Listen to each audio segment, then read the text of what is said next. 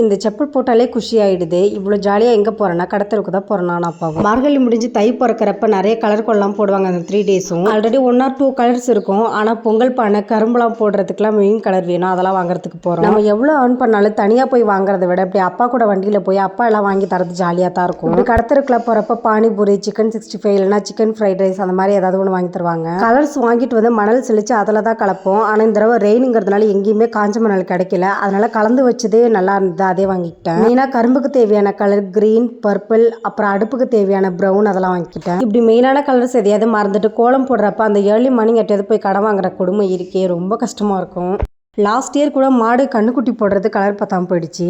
இந்த தடவை எல்லா கலர்ஸும் பர்ஃபெக்டாக வாங்கி கலந்து வச்சுட்டேன். இந்த மாதிரி கலர்ஸ்லாம் மிக்ஸ் பண்ணுறப்ப எப்போயுமே லைட் கலர்லேருந்து ஸ்டார்ட் பண்ணுங்கள். டார்க் கலரில் கை வச்சுட்டு லைட் கலரில் கை வைக்கிறப்ப அதுவும் கலர் மாறிடும். நான் டே ஷிஃப்ட்டுங்கிறதுனால வீட்டில் பகலில் ஒர்க் பண்ணுறேன். அதனால் இந்த வேலையும் செய்கிறதில்ல. நாளைக்கு இந்த கோலமாச்சும் கரெக்டாக எழுந்துச்சு போடணும். இந்த மாதிரி ஃபெஸ்டிவல் சீசன் அப்போ யார் யாருக்கெல்லாம் வீட்டில் கலர் கோலம் போடுறது பிடிக்கும் அப்படின்னு கண்டிப்பாக கமெண்ட் பண்ணுங்கள். நெக்ஸ்ட் ஒரு vlogல பார்க்கலாம். டாடா பாய்.